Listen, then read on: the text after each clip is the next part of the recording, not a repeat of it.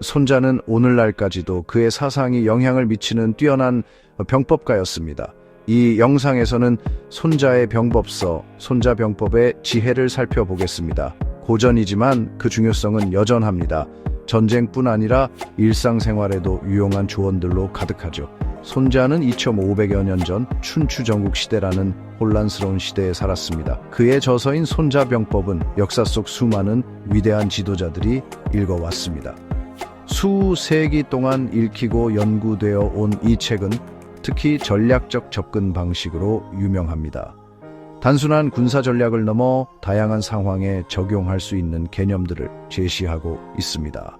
마치 바둑의 정석처럼 말이죠. 손자의 가르침은 전쟁터를 넘어 현대 사회에도 여전히 유효합니다. 비즈니스, 스포츠, 정치 등 다양한 분야에서 찾아볼 수 있습니다.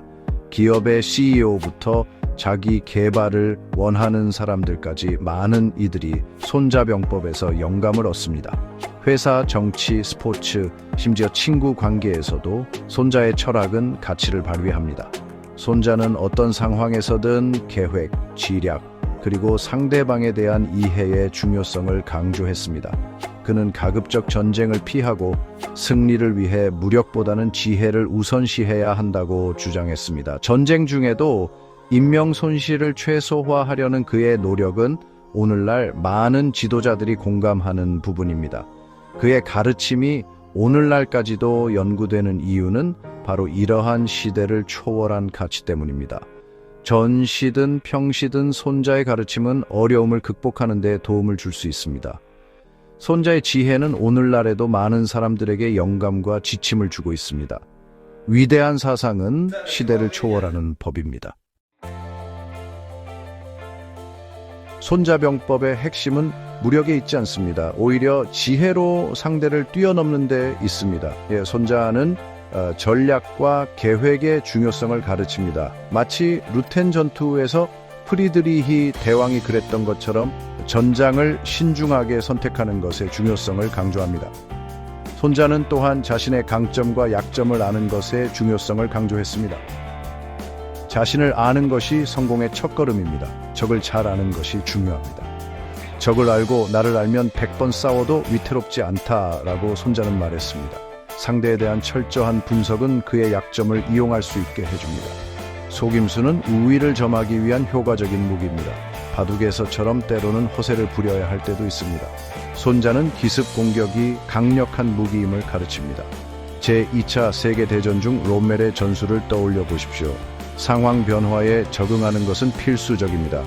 카멜레온처럼 유연해야 합니다. 손자의 가르침은 준비가 승리의 열쇠임을 보여줍니다. 유비무환이라는 말처럼 말입니다. 적과 자신을 이해함으로써 성공 가능성을 크게 높일 수 있습니다. 손자병법의 가장 유명한 가르침 중 하나는 적을 알고 나를 알면 100번 싸워도 위태롭지 않다입니다. 이 고대 병법서의 핵심 구절은 전투에 임하기 전에 자신과 상대방에 대한 깊이 있는 이해가 필수적임을 강조합니다. 마치 장기나 바둑에서 상대의 수를 읽는 것처럼 말이죠. 손자는 무력만으로는 승리를 거둘 수 없다고 말했습니다.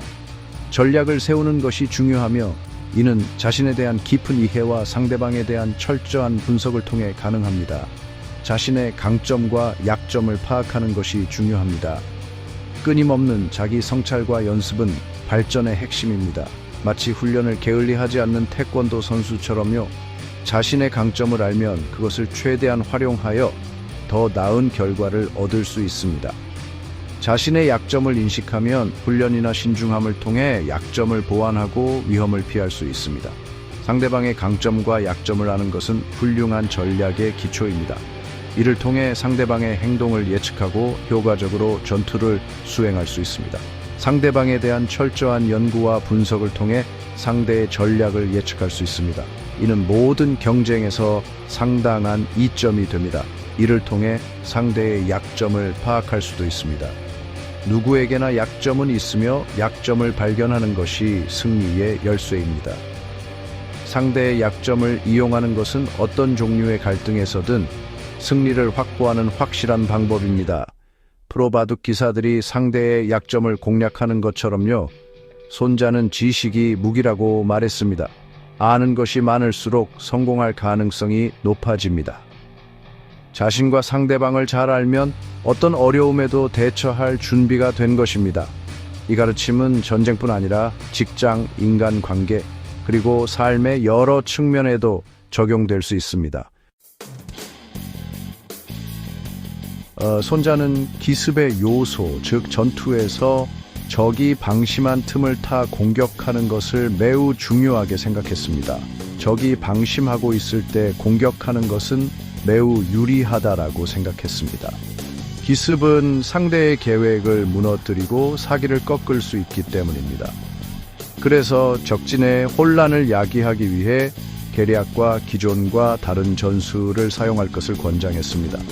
마치 이순신 장군의 하객진처럼 말이죠. 손자는 적이 예상하지 못한 순간에 마치 닌자처럼 기습 공격해야 한다고 굳게 믿었습니다. 번개처럼 빠르고 거침없이 공격하는 것, 즉 신속한 행동의 중요성을 강조했습니다. 마치 쾌도 난마처럼요. 기습 공격은 전투의 흐름을 완전히 바꿀 수 있습니다. 눈 깜짝할 사이에 빠른 승리를 거둘 수 있게 해줍니다. 손자의 가르침은 병법에서 유연성과 적응력의 중요성을 강조합니다. 여우처럼 교활해야 합니다. 5번째 장, 싸우지 않고 승리하는 법. 손자는 싸우지 않고 이기는 것이 최고의 승리라고 말했습니다. 우호적인 대화, 동맹 구축, 그리고 지략을 통한 전략 수립의 중요성을 강조했습니다. 마치 바둑에서처럼 말이죠. 전투에 돌입하지 않고 상대의 항복을 받아내는 것, 장기에서처럼 상대의 왕을 포위하여 꼼짝 못하게 하는 것과 같습니다. 민심을 얻는 것은 매우 중요합니다. 선거에서 표심을 얻는 것처럼 말입니다. 훌륭한 전략가는 적이 싸우고 싶은 마음이 들지 않도록 사기를 꺾는 방법을 알고 있습니다. 마치 모래성처럼 무너지게 만드는 것이죠. 대화와 설득을 통해 피 흘리지 않고 목표를 달성할 수 있습니다. 협상 테이블에서 승리하는 기술이라고 할 수 있습니다. 손자는 분쟁의 평화적인 해결을 주장했습니다. 폭력은 결코 해답이 될 수 없다는 속담처럼 말입니다. 6번째 섹션, 비즈니스 세계의 손자 병법. 손자의 가르침은 기업 경영에도 적용될 수 있습니다. 전쟁터처럼 기업도 경쟁적인 환경에서 성공하기 위한 전략을 세워야 합니다. 마치 스타크래프트처럼 말이죠. 손자 병법은 기업이 문제를 해결하고 목표를 달성하는 데 도움을 줄 수 있습니다. 적을 알라는 것은 비즈니스 측면에서 경쟁사를 잘 이해하는 것을 의미합니다. 흡사 롤게임에서 상대 챔피언의 스킬을 파악하는 것과 같습니다. 자신의 강점과 약점을 분석하십시오. 너 자신을 알라는 것은 회사의 역량과 한계를 이해하는 것을 의미합니다. 이는 마치 한국 기업들이 내실 다지기에 집중하는 것과 같습니다. 강점을 피하고 약점을 공격하라는 시장에서 기회를 포착하는 데 적용될 수 있습니다. 이는 배달의 민족이나 카카오톡처럼 시장의 빈틈을 공략하는 것과 같습니다. 이는 자신의 강점을 활용하는 것의 중요성을 강조합니다. 김연아 선수가 피겨스케이팅에서 자신의 강점을 활용하여 성공을 거둔 것처럼 말입니다. 손자의 가르침을 활용함으로써 기업은 정보에 기반한 의사결정을 내리고 위험을 최소화하며 경쟁에서 우위를 점할 수 있습니다. 마치 유신놀이에서 상대의 수를 읽고 최적의 수를 두는 것과 같습니다. 7번째 장, 손자병법, 스포츠 경기장에서의 활용. 손자병법의 가르침은 스포츠 세계에서도 빛을 발합니다. 마치 손흥민 선수의 폭풍 질주처럼 말이죠. 감독과 선수들은 손자의 전략을 활용하여 상대를 넘어설 방법을 찾습니다. 김영영 선수의 전략적인 공격처럼요. 경기 전략을 세우려면 양 팀의 강점과 약점을 분석하는 것이 필수적입니다. 프로야구 감독들이 하는 것처럼요. 상대의 약점을 파고들고 자신의 강점을 활용하는 것이 승리의 열쇠입니다. 마치 씨름에서 상대의 중심을 무너뜨리는 것과 같죠.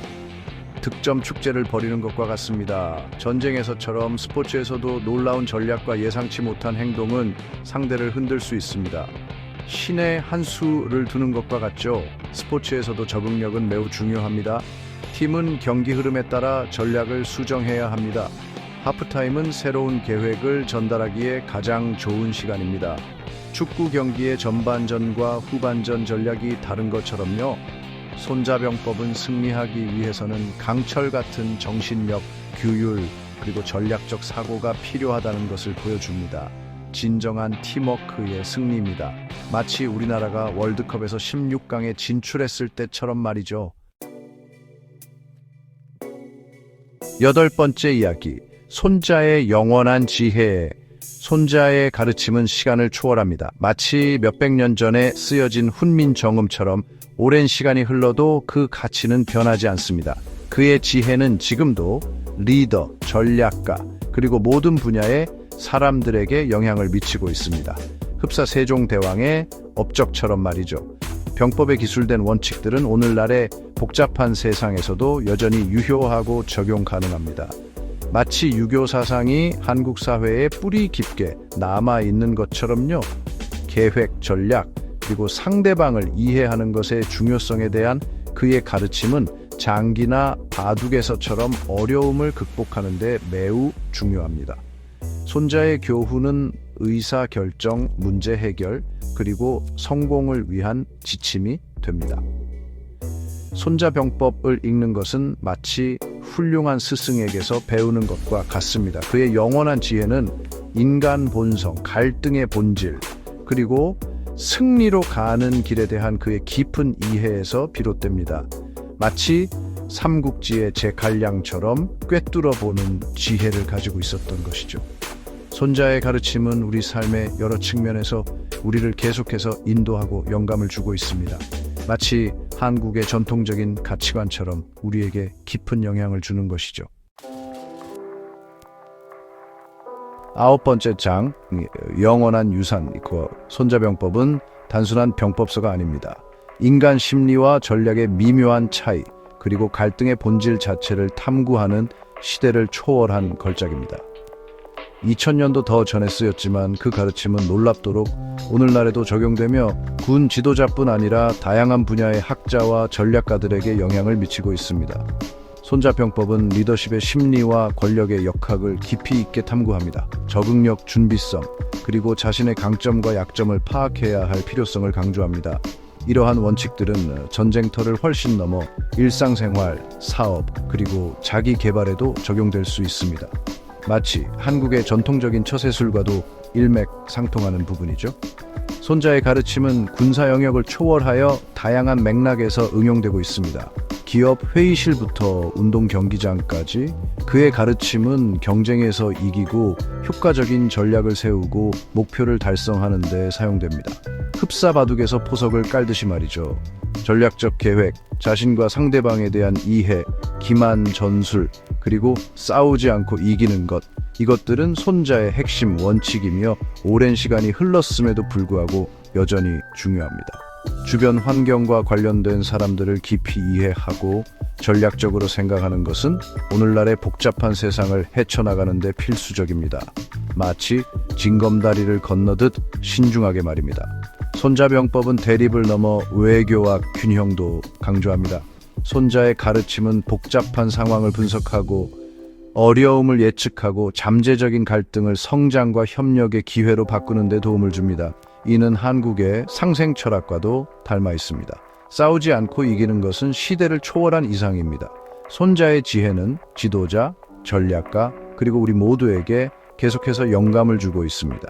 협상, 팀워크 또는 개인적인 어려움에 직면했을 때 그의 가르침은 성공으로 가는 길을 제시합니다. 손자의 지혜는 지도자, 전략가, 그리고 우리 모두에게 계속해서 영감을 주고 있습니다.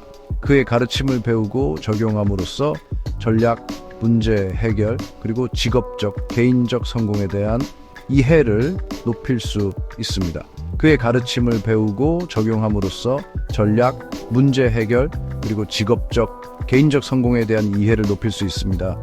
손자병법은 단순한 과거의 유물이 아니라 삶의 복잡성을 슬기롭고 우아하게 헤쳐나가기 위한 귀중한 지침서입니다.